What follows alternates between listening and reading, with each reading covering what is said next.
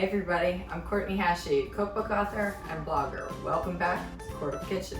Today I'm making a stovetop broccoli mac and cheese. So delicious, so comforting. Let me show you how I do it. So for the mac and cheese, I like very small pasta. You have to think of this as a pasta, spoon to mouth. This is stovetop, so it's really creamy and dreamy. It's not one that you put in the oven and bake like a casserole. So I use this stuff called pepe ricotta. They're like tubular, so all the cheese gets in there. It's lovely. If you don't have that, you can use mini shells, or you could just use macaroni. It's mac and cheese for a reason. Either will work. So that's what I use for the pasta. I have the pasta done in a colander back here. I always go 2 minutes short of package directions because when this goes in all this delicious cheese sauce, it's going to continue to cook. And when I say small pasta, it goes real well with small bites of broccoli because we want everything on one spoon when you're eating it all.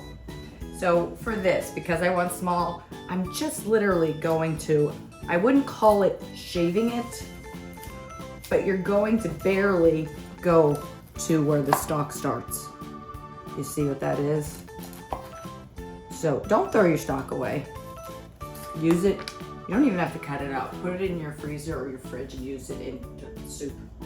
Just put it in, take it out when it's done its job. Use it in stalks, just like you do with cheese. So I'm gonna cut these, like I said, everything needs to be small so that when it gets on your spoon, you could fit the broccoli and obviously your pasta. I cut it like almost, I call it shaving, but there is a tiny bit of stock still left here. And then I'm gonna put it behind me in this big pan right here. I have a big non-stick. I have 2 tablespoons of olive oil, and it's over medium-high heat. We want to get like a sear on this at first, and then we'll turn it down to more like a medium heat. Because these are so small, cut so small. I'm gonna saute these. I say tender crisp. Now everybody likes their vegetables different, but again, these are gonna continue to cook when it gets in the cheese stuff as well. So don't cook them to where they're all the way through by any stretch. You still want to bite. So tender crisp. Best way to look at it. You want teeth to be able to eat your broccoli. Put it that way. You want to have to use teeth.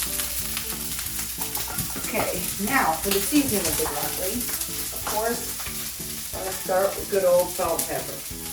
Now, that little head of broccoli wasn't tiny because it's covering the whole pan. I would say it's about 1.5 cups, maybe verging on 2 cups. So I'm going to put a strong 3/4 of a teaspoon. This is broccoli, so you can taste as you go.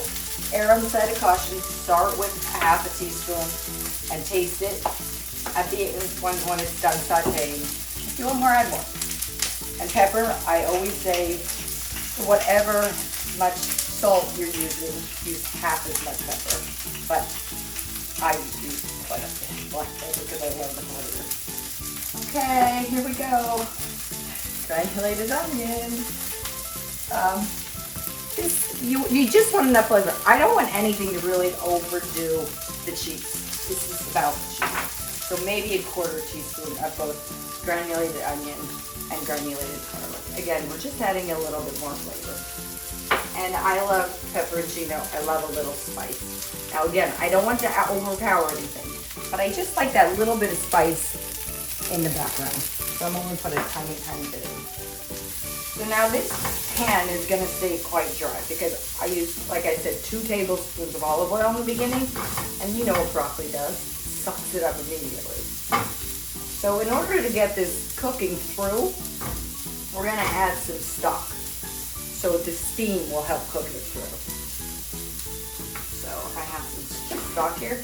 I'll only add splashes because at the end, before we add this to the cheese sauce, it has to be dry at the bottom of the pan. You can't add wet to the cheese sauce. But in the beginning you could add where it's almost covering the bottom. I'm going to turn it down a little bit. So it's about medium heat. But you need that. See all that steam? That's what's actually gonna cook. Otherwise, it just stays static for too long, and it could burn, and it's just not a good thing. So now we're just gonna let this go till it's cooked. For me, 5 minutes max, because again, it's gonna cook more in the cheese sauce. Speaking of cheese sauce, here we go. This is what I use. I'm using 3 different cheeses in the cheese sauce. I'm using a Swiss. So I use Jarlsberg. You can use Emmentaler. You could just use a block. Make sure you grate it yourself. When you get the stuff that's already grated, it already has an anti-coagulant on it, and we don't need that in this situation. It could separate your sauce. And then sharp cheddar. So this is the only sharp cheddar they had that day. Usually don't get cryovac, but it's delicious. It's really good. So those are the 2 I use. And then good old American. Go to your deli section and get a 1/4 pound of good old American cheese. Now, to this shredded cheese, I'm gonna add a little over a tablespoon of cornstarch. Now, this cornstarch, I'm sure you've used cornstarch and things, you know what it is. It's a thickener. So we need to thicken our cheese sauce. Don't put it straight into pot. It's coagulant. It will just turn into balls of starch. It's not good. So make sure, wait, I'll just use it. So do you want the broccoli to continue to cook at a high heat? I have it at medium. I have it on practically a 3 out of 4, so it's almost medium low. Okay. Because I need all this liquid to dissipate. This cannot go, that cannot go in the cheese sauce without this being dry on the bottom. Now see, to me, when this dries up, to me this is gonna be done. This is how I like it. You can take it a minute or 2 further if you want, but once this pan is dry, to me that's where I want it. Okay, so the cheese sauce. I'm using a big, I need the can opener, because guess what I didn't do? I didn't open up the evaporated milk. So let me get that. So no, I'm not, as I just said, I'm not making a roux. I'm not using butter and flour and milk. I'm sorry for all you traditionalists. I'm not asking you to change your recipe at all, because it's delicious. I just happen to like an evaporated milk-based cheese sauce. It stays nice and together for me and never separates. So that's what I'm using. So in the pot, I have the heat on medium. I'm gonna warm this through. Now this is 12.5 ounces. We're making quite a big cheese sauce because remember, I used 8 ounces of, I'm using half a box of that. But remember, we're not just making mac and cheese. We're putting all this broccoli in there too, and the broccoli needs to be coated in all the cheese sauce. So I'm making a good amount of cheese sauce. That was only 12.5 ounces of evaporated milk. So I used 2/3 of a cup, which is just under 6 ounces of regular whole milk. Has to be whole milk. Don't risk it with 2%. Don't risk it with anything less than whole milk. You can't do it. Now you don't want to bring this to a boil, you just want it to warm because it's dairy and dairy can curdle on you. You just want it warm, and then we're going to add our cheeses. So first goes in the creamy American. Just lay it right on top. That's all you do. So that cheese you got at the deli department, you want that to be a 1/4 pound. To be 1/4 pound Sliced. sliced. I don't care if it's sliced thick, thin, or medium. Doesn't matter as long as it's a 1/4 pound of sliced cheese, sliced American. Perfect. Does not matter. Now we put that in and just stir that until you see it starting to melt a little bit. It's all gonna come together.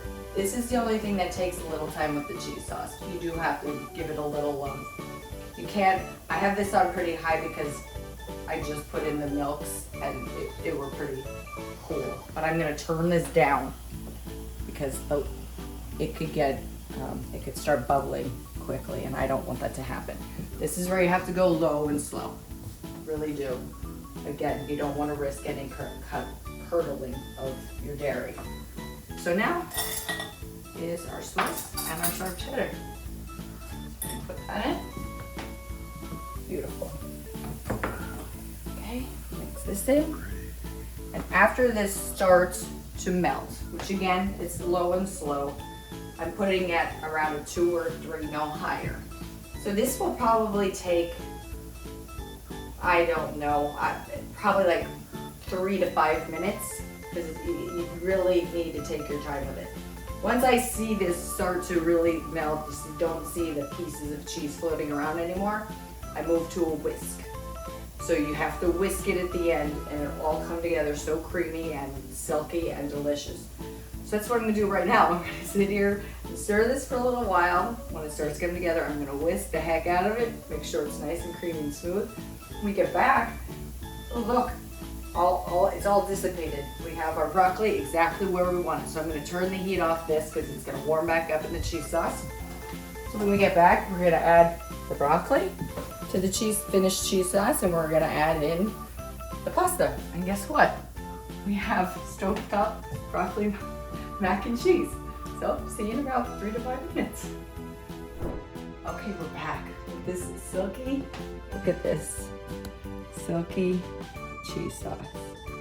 So I got rid of the whisk and went back to the spatula because it'll help me add in our broccoli. But first, let's get our pasta.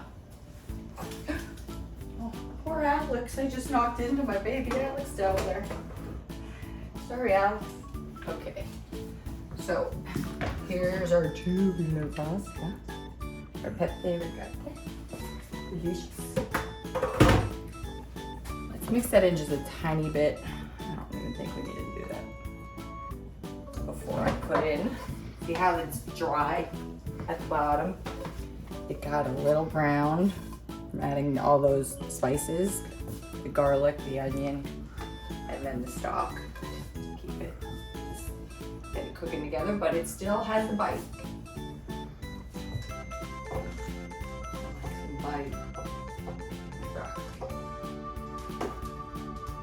Okay, now we get to mix it really well all together.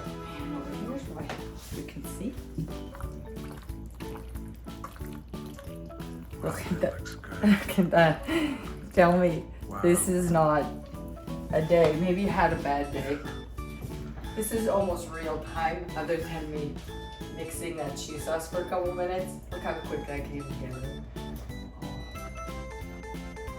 Do you want mac and cheese? You don't have time for baked? I think there's a place for both baked and this. They're completely different. Okay, that's good.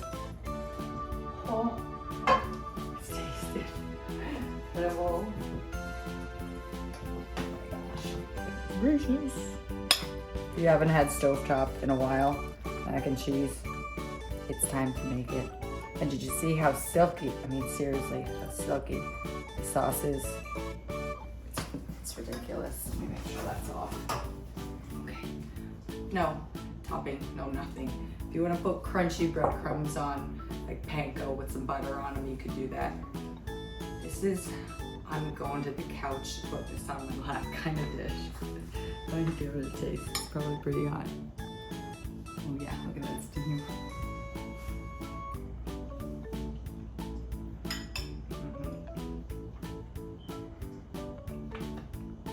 It's exactly what you would think.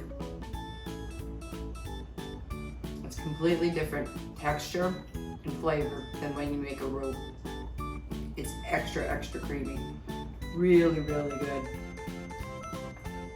I don't know how else to say it, but you saw how quick that was to make. You can make this for your family and friends any night of the week, and everybody will be running over for seconds. So I only made 8 ounces, half a box. Make the whole thing and just double the batch of everything because you're gonna need it.